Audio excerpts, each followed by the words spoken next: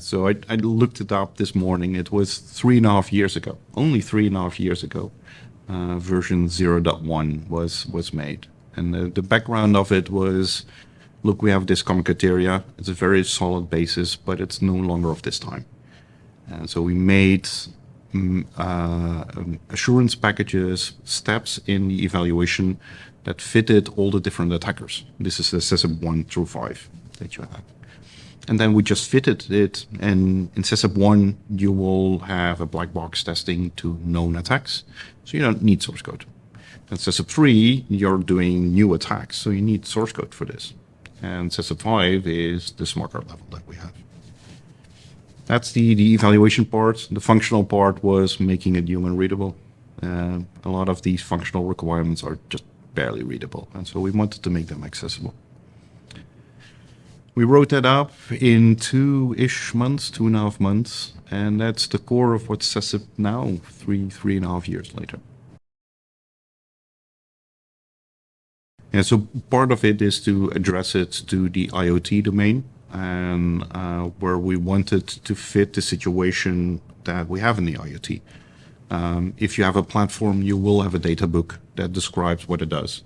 So all of the requirements were made so that it can use what somebody already has. The data book, a description of the things that we're going to test, a security target, and that's it. The rest the lab will do based on this information, and then the certification body like us will verify. So it's really geared towards the IoT domain and the practices that are now normal in this time, not the 70s multi-level secure database type work that the CC tries to encode.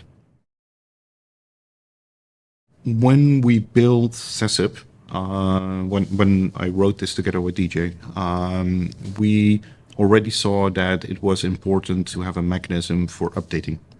And so that's hard-coded in SESIP that you need to have a mechanism to do that and a procedure to address this, which is now in various legal frameworks that you need to continue providing that.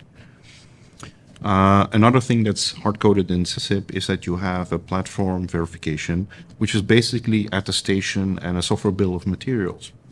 So that is something that's going now in all kinds of regulation that needs to be done, and SESIP is ready for that. It's built in. So we expect this to go to standardization. It's going in Sense and Leg now. And if it's there, it's live as a standard. And we can start building on top of this and translating this to external standards like 62443 and such.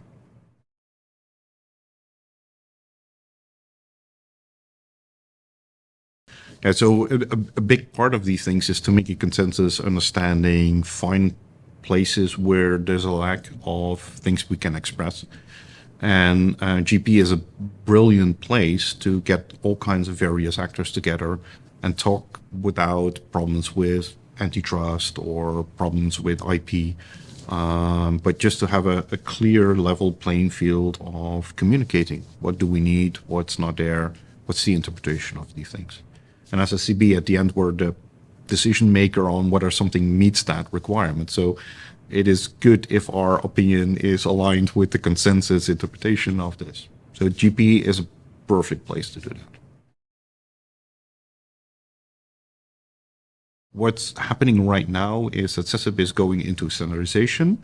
It's also going into adoption on various levels. But it's in that inflection point where the big adoption is just at the edge. So the big thing that we're doing now is making the reusability of SESIP in OEMs and platform developers, making that more visible and more promoting that more. So that's one of the reasons why we're having this workshop right now. Yeah, so there are two kinds of workshops. The ones where within the community we're getting together and figuring out what's lacking, what needs to be built out, what can go better, what are lessons learned, and how can we bring this further. So one of the big things is how do we align the work and the effort that's done for all the parties in there.